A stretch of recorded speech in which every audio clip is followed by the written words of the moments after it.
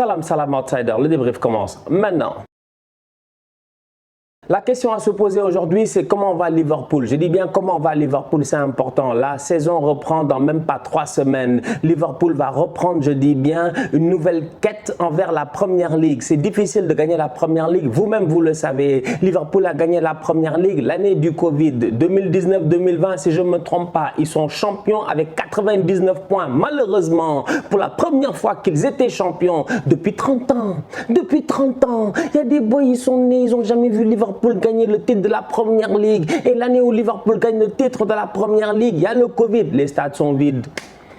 On a vu les Jordan Henderson être là en train de célébrer tout seul, malheureusement, miskin. Franchement, ça n'a pas été facile. Donc Liverpool, depuis lors, il cherche à regagner le titre et ça fait 2 années d'affilée qu'il galère. 2 années d'affilée où c'est compliqué. 2 années d'affilée où Manchester City a eu à dominer. Et aujourd'hui, il y a une question à se poser. Comment va Liverpool à l'aube d'une nouvelle saison en sachant qu'ils ont perdu Sadio Mané? Ils n'ont pas perdu n'importe qui. Franchement, tu peux perdre des tocards, tu peux perdre des nullards, mais là, tu as perdu une superstar. Et Sadio Mané, c'est un grand joueur de football. Et Sadio Mané qui est parti, qu'on le veuille ou non, il y a un vide qui se crée. Cependant, quand tu vois la pré-saison de Liverpool, tu as envie de dire que leur pré-saison, leur tour là en Asie, ils étaient à Singapour. Ils étaient à Singapour, les bandits de Liverpool. Sadio Mané, en plus, à Singapour, c'est une légende là-bas, franchement. Vous-même, vous savez, il y en a peut-être qui ne savent pas, mais moi, je vais vous le dire. Quand Sadio Mané débarque d'habitude en Asie du Sud-Est, les gars viennent de partout. De la Malaisie, de la Thaïlande et tout, pour voir, je dis, Sadio Mané. Donc, du coup, ces dernières années, Liverpool a eu à faire des pré-saisons dans la zone. Malheureusement, avec le Covid, ça a été compliqué. Donc, Liverpool est de retour à l'international. Liverpool va à Singapour, Liverpool joue son premier match et Liverpool se fait taper 4-0 par United. Manchester United, Manchester United, vous-même vous savez c'est compliqué là-bas, mais depuis que Ten Hag est venu et que Cristiano Ronaldo fait l'école buissonnière, tu sens qu'en termes de football, il y a quelque chose qui se crée, on en reparlera. On va être très sérieux. Liverpool en pré-saison, premier match, ils ont perdu face à United. Deuxième match, ils ont gagné face à Crystal Palace. Qu'est-ce qu'on peut apprendre de toute cette pré-saison-là? Qu'est-ce qu'on peut apprendre de toute cette pré-saison-là? La première chose, c'est que Sadio Mané est parti, mais que Luis Diaz est toujours là. Il est toujours là. C'est la première signature de la nouvelle saison, c'est bien Luis Diaz. Sauf que lui, au lieu d'arriver en juin, il est arrivé en janvier. Et dès qu'il est arrivé en janvier de l'année passée, il a été au top. C'est un excellent joueur de football. Il a la dalle, il a faim. Luis Diaz, franchement, faut pas rigoler avec lui. Tu mets un poulet, toi et Luis Diaz, vous êtes en face à face. Si tu fais le fou, tu ne mangeras qu'une seule aile. Luis Diaz va manger tout le poulet. Il n'est pas là pour rigoler. Donc du coup, Luis Diaz, même en pré-saison, tu le vois sur le terrain, il donne tout. Mais doucement, mon frère, doucement. C'est que la pré-saison, doucement. Pourquoi tu t'excites? Il est là en train de tout donner. Donc Luis Diaz, en termes d'intensité, franchement, offensivement parlant, malgré le fait que tu aies perdu Sadio Mané, Luis Diaz, tu sais que c'est un top player qui sera là et qui est là pour s'imposer. Diogo Jota est blessé. Vous avez eu l'occasion de le voir. C'était la dernière fois lorsqu'on a fait ici la Ligue des Nations, les matchs là en fin de saison. C'était compliqué pour certains joueurs. Diogo Jota a été blessé. Jusqu'à présent, c'est difficile. Mohamed Salah est là.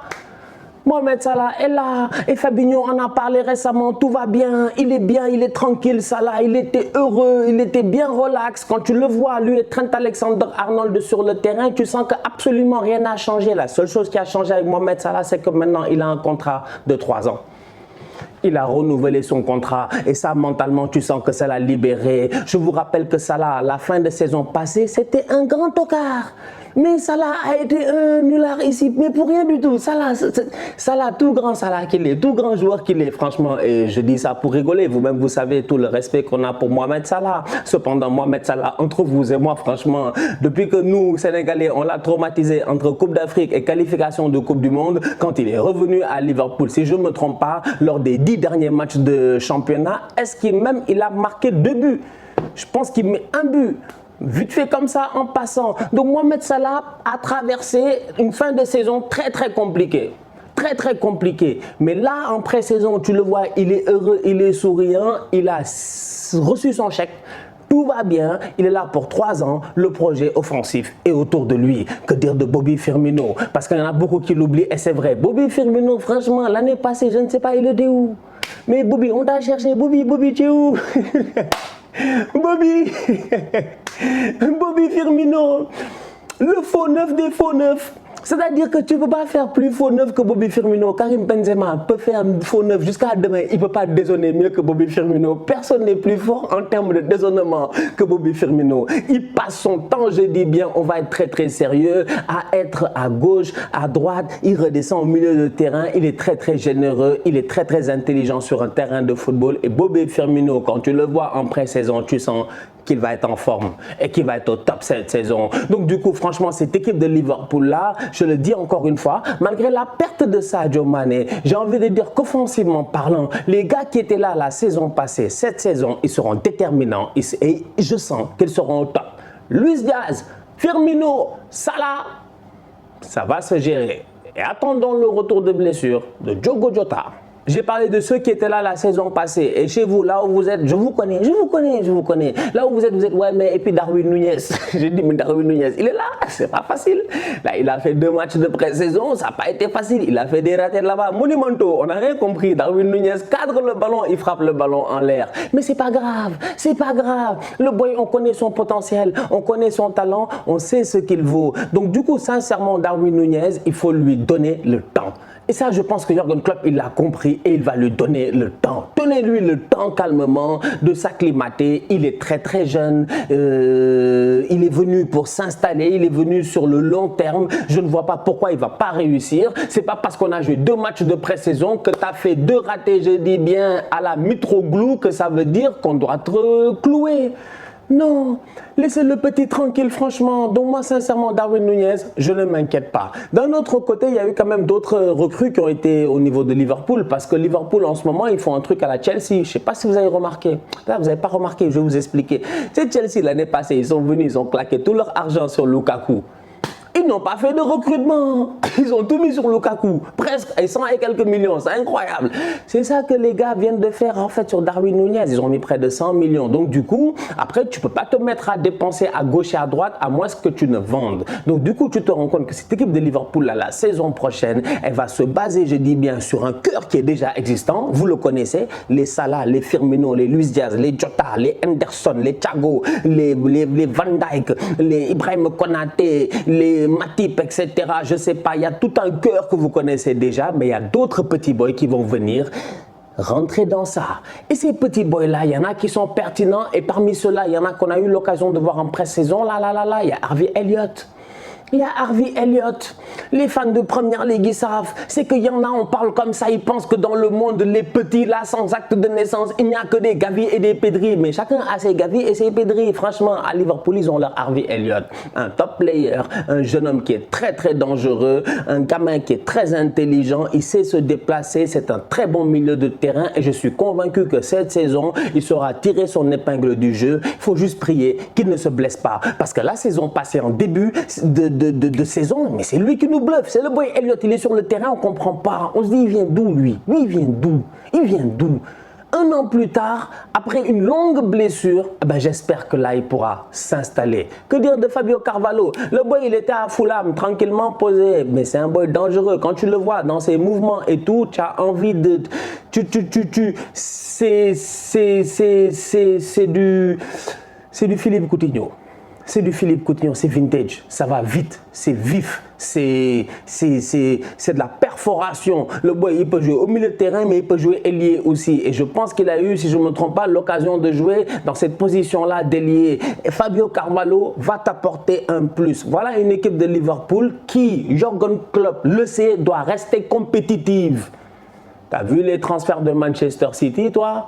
T'as vu les transferts de Manchester City, je ne sais pas comment, mais ils ont acheté des Calvin Phillips, des Haaland, tu dois rester compétitif. Tu as énormément dépensé sur un attaquant, donc du coup, c'est le moment de faire confiance à des jeunes. Liverpool a eu à dépenser sur certains jeunes qu'ils ont eu à envoyer en prêt. Ces jeunes-là vont revenir. Les Fabio Carvalho, Harvey Elliott qui revient de blessure, c'est des petits qui seront déterminants la saison prochaine. L'année passée, Liverpool a joué plus de 60 matchs. Ils étaient partout, sur tous les tableaux. tableaux. Je dis bien sur tous les tableaux. Ils sont allés en finale de la FA Cup, en finale de la Carabao Cup. Ils sont allés en finale de la Ligue des Champions et ils ont joué la première ligue jusqu'à la dernière journée. Ça, c'est un club qui cherche, je dis bien, à gagner des titres. Malheureusement, tout ne s'est pas passé au mieux. Ils ont juste gagné, si je ne me trompe pas, les 2 cups. Mais c'est quand même déjà pas mal. C'est déjà même très bon. C'est excellent. Au début de la saison, il y a 4 titres en jeu.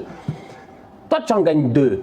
Même cas, c'est bon. Ouais, d'accord, c'est pas la Champions League, c'est pas la Première Ligue. Mais ça montre que Jürgen Klopp, il cherche encore quelque chose. Malgré le fait qu'il a eu à gagner la Première Ligue et la Champions League. Pour être compétitif sur 4 tableaux, il te faut un effectif. Et Liverpool, aujourd'hui, comme j'ai eu à dire, au milieu de terrain, tu vois qu'il y a des petits, ils vont se greffer. En attaque, tu vois que si Darwin Nunez, il est en pleine forme, les Jota, tout ça, ils reviennent avec Firmino, Salah, tout ça, avec le boy Carvalho qui peut jouer à gauche, à droite. Tu peux même mettre les Oxlade, Chamberlain et tout ce que tu veux, ça devrait aller. N'oubliez pas que Naby Keita est toujours là, mais d'un autre côté, défensivement parlant, il te faut aussi des doublures. Et là, il y a le boy Calvin Ramsey qui est arrivé.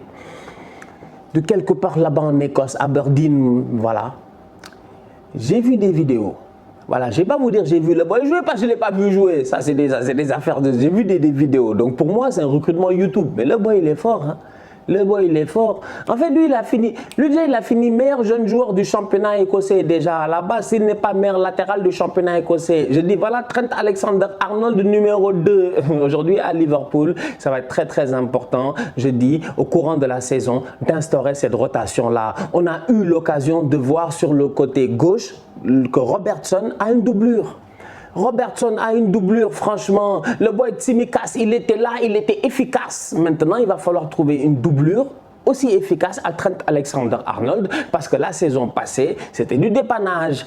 James Milner, Gomez, des trucs comme ça. Là, tu as un vrai latéral droit de formation qui va venir dépanner Trent. Franchement, je le répète encore une fois, cette équipe de Liverpool-là, la saison prochaine, elle joue le titre partout. Encore une fois, vous connaissez l'ambition de Jürgen Klopp, il a renouvelé son contrat et ce n'est pas dès la première année du renouvellement de son nouveau contrat qu'il va flopper. Donc Liverpool, sans Sadio Mané, à la fin de la journée, j'ai envie de vous dire que ça va. Il y a quelques gars qui sont à l'infirmerie et tout, mais ça va, franchement ça va. Vivement que la saison commence. La famille, on se capte très bientôt pour un nouveau débrief. D'ici là, on continue à liker, on continue à partager, on s'abonne, on est ensemble, on reste en santé, c'est le plus important. Tous outsiders.